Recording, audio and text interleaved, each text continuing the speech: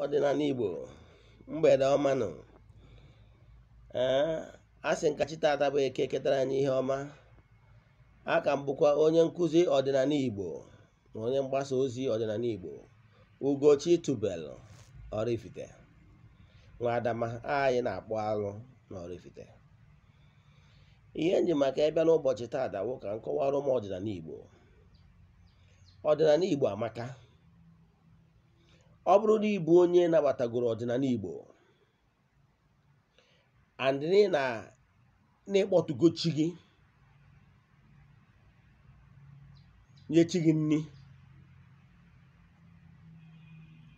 and n'imewego ọdịnala Igbo wee ruo ihe karịrị ọnwa 3 mana ịfụwabeghị ihe, favor adị abịa, ịfụwabeghị ihe dị iche na mgbe ị na-eji ụka ọbịa na mgbe ị nọ n'ọdịnala Igbo. Nwanne, ihe ọ pụtara bụ you have not done the right thing consistently enough to create result. Ihe ọ pụtara bụ na imebọ the right thing. Ka m kọwara na ihe unu ga-aghọta n'ọdịnala Igbo. Ọ wutere m na ọtụtụ ndị mmadụ, like etu ọ dị na every profession, enwere ndị bụ dị greedy and ha nọ na every profession. Mana ihe m chọrọ ka m kọwara onye ọdịnala Igbo, I still insist that na onye ọdịnala Igbo can do 70% of your work without dibia or Eze-Ana. Ị ghọtara ya? Onye ọbụla na-akụziri gị ihe ọbụla na-eme ka ị depend 100% n'ebe ọ nọ, uwe onye chọrọ ndị dị greedy na-achọ ka ha na-eri gị ọfịs ka ị bụrụ novice. My mission bụ ka m gbasa ozi ọdịnala Igbo, ka m kọwara gị ihe ị kwesịrị ịma dịka onye ọdịnala Igbo.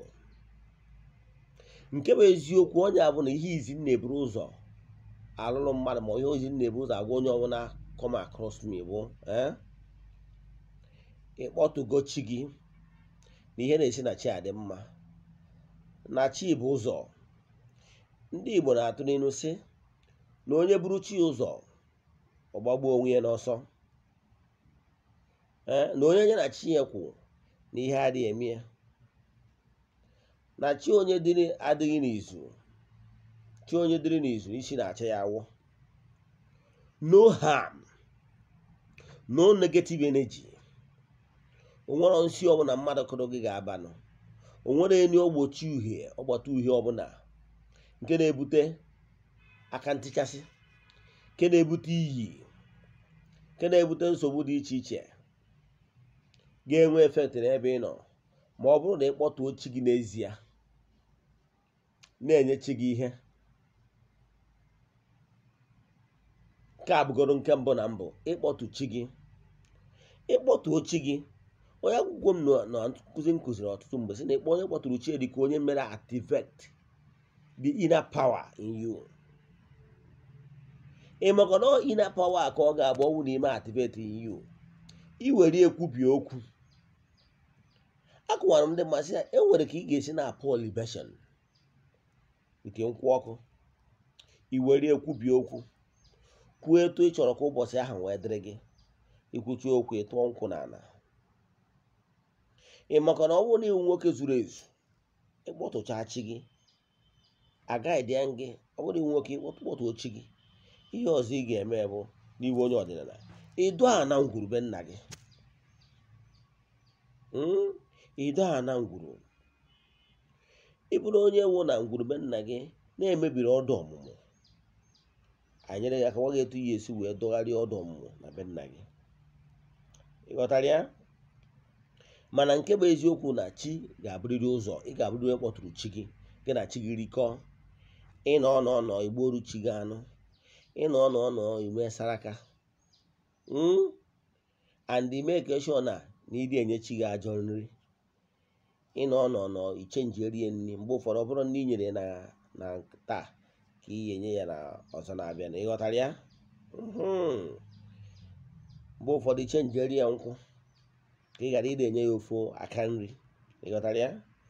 now ihe na-achịkọwara gị bụ na n'ịbụ onye ọdịnala Igbo o nwere ike ihe kpatara ụfọdụ ndị mmadụ ji enwe failure bụ ị nwere ike eje amụọ ndị osochiegbu instead of ibu ụzọ nke m na be m onye ọbụla bịara be m mgbaghara afa ma ọ bụ onye ọrụ ọbụla ị ga-akpọtụrụ chi gị ma alụghị ọrụ ọbụla na ịkpọtụrụ chi gị maka na chi bụ ụzọ ịkpọtuo chi mmadụ wee jeelu mmadụ mmiri chi onye ahụ kwesịrị ịnọ kpọtuo chi ya esonye na mgbe ị na-eji alụrụ ya ọrụ mmiri ghọtara ya na ị chọrọ ịrụrụ mmadụ ọrụ ọbụla ọrụ ọgbanje keri akara oghere ị ya akpọtụrụri chi ya na chi ya kwụrụ ị na-alụzi ndị ọzọ ọrụ ndị ọzọ na-aga ị na-alụzi ọrụ ndị ọzọ o wee remain permanently mana ọ bụrụ na ị kpọtụrụ chi ha ime ihe na-eme ọ bụrụ na akpọtụrụ chi wee rụọ ọrụ gị ọrụ ọsọ ya bụrụ ọrụ awere ọsọ ya bụrụ ọrụ ọbụla arụchalụ ọrụ anwa ihe a nwere ike ịgatụ obere na ọ bụ ndị ya aga gata obere ọkwụsị ịgbagharịakwa ụfọdụ agha agara aga mana nke ya asị na onye lụrụ ya ụka nnukwu dibịa na ọtara anyị ka ọ gata obere ọkwụsị bikos na gị na chi gị akwụrọ so ihe na-achị kụwara gị bụ na ihe kpatara ọnwụ na Igbo onye ọdịnala Igbo and imego ọdịnala Igbo for 3 months and ibido fụwara ife ego ịfụwara ife favor ịbụrụ nwaanyị na-achọ di ibido fụwa ihe dị mma favor abịabara n'ụzọ gị nwanne onye na-edugharị eduga ọfụma enwere something dị wrong in what you are doing and you need to change your circle of friends you need to change ndị na-alụrụ gị ọrụ you need to change dibịa na-alụrụ gị ọrụ ingidiri chenji onye na-agbara gị afa maka na ọ bụrụ na agba aja afa ihe ga-eso ebe aja ọlụ ịghọtara ya na agbata ezigbo afa ugoro izi akpata ezigbo afa ihe bụ problem gị ten wee lụọ ezigbo ọrụ o wee gazie mana agba aja afa ijesi n'ụkwụ wee na-abọ of isi n'isi wee na-abọ so ya na-achịkọwara unu ihe kpatara na ụfọdụ ndị mmadụ ga-asị na ọrụgo ọrụ ọdịnala na emego nke a na emego nke a na-emere nke a ihe na-ebere ka na-ebe ihe na-eme n'ụbụ na nwere ike onye akpọtụrụ chi gị ma ọ bụ na-enyere ya ajọ nri ma ọ bụ na-emere ya ọfụma ma ọ na-akpọtụrụ chi gị mana ihe ndị ọrụ ndị ọzọ ekwesịrị ịlụ arụrụ ya ihe kwesịrị ịwụ the second work arụrụ ya je na-alụ nke bụ the 5th work ịghọtara ya so a ga-akpa na akpa na ọfọ akpọtụrụ chi gị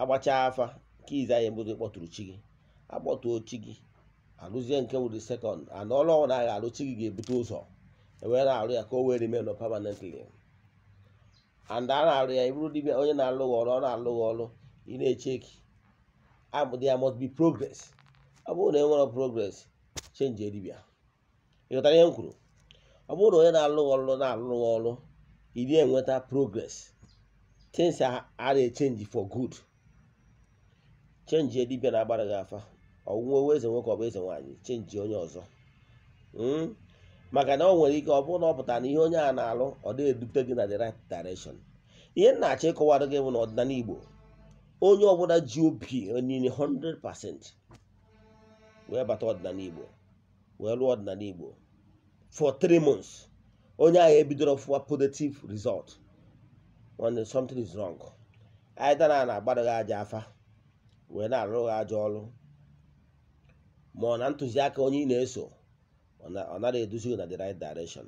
I'm a living witness. Before ọlụba dibịa ebu m ụzọ bụrụ onye ọdịnala and na mkpọtụchara chi m ị na-afụ ya things will start changing for good. Ndị Igbo maka anụ abụkwa m Ugochi tubelu ị nwere ike iji jama afa wee chọọ m na Facebook Ugochi tubelu Oraifite ka mkpọ WhatsApp nọmba m inwe ajụjụ jụọ m aga m enyere gị aka 0805 78 37672 ịnweta vidio like ya share ya among your friends. Ọ bụrụ na YouTube subscribe to our YouTube channel ka ị nwee ike na-enweta nkụzi na-ekuzi n'ọdịnala Igbo kwa ụbọchị Igbo makanụ, anyị ga-adị ka echi na echi adị agwụ agwụ. Ya gazienụ n'ọfọ.